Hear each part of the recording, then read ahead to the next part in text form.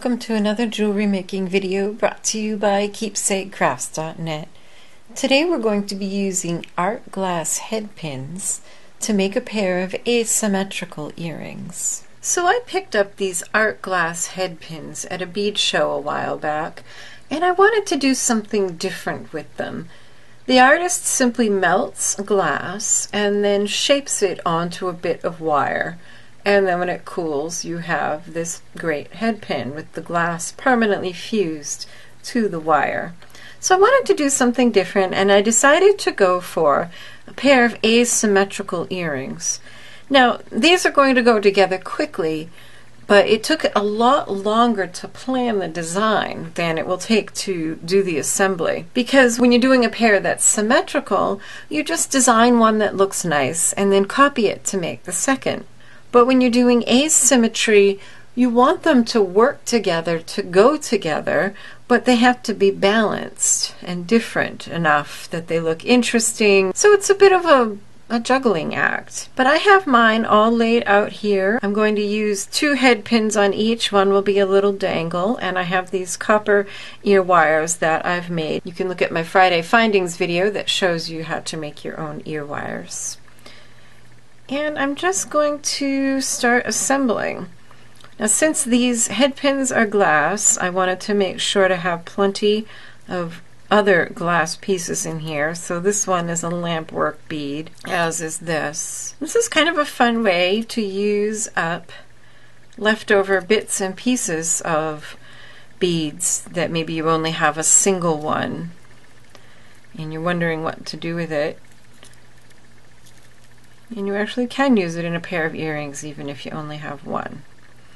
I added in these little blue beads. I thought they just added something nice. And then on this head pin I'm just going to put just 2 beads to make a little dangle. And then we'll use our usual tools, chain nose pliers, wire cutters, and round nose pliers to shape our dangles.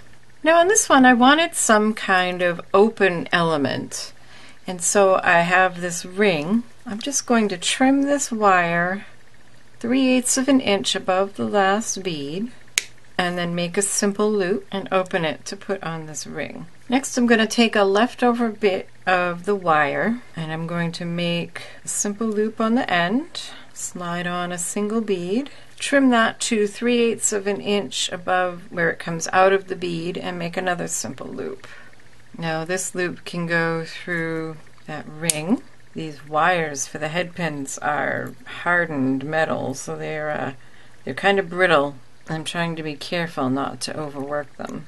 And then I open the loop of my ear wire, and I'm going to slide on this loop and the loop of my little dangle. So there's one earring. I had to change my plans for this little dangle because the wire actually broke off on me really short. So I just put it up there. But that's cute. And now for the next one. So wherever you want your earring to loop into a ring, just cut it off about 3/8 of an inch above the last bead. Make a loop, and then that goes into your ring. I had to take a break there, but one thing I discovered as I'm working on this, you kind of have to change things around as you go along for practicalities. My little dangle here, the wires snapped off short on me, so it ended up being much shorter. And then I moved it until I found a place that I thought it looked nice, which is right up here over the bird where it kind of dangles freely and isn't in the way of anything. And then down here I had to change out a spacer because the one I had there was just too big and it was in the way. But I'm nearly done. I'm going to add a couple seed beads to this one and make this one a longer dangle than the other. Trim it off 3/8 of an inch, make a loop, and then those pieces that I'm trimming off I'm using to make the rest of the earring. And on this one we'll do like we did the other. I'm going to make a slightly larger loop because it needs to go through this.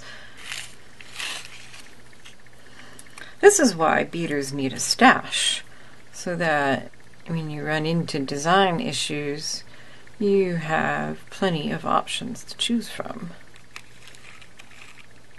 So you can make your plan, but sometimes you just have to get it figured out as you go along.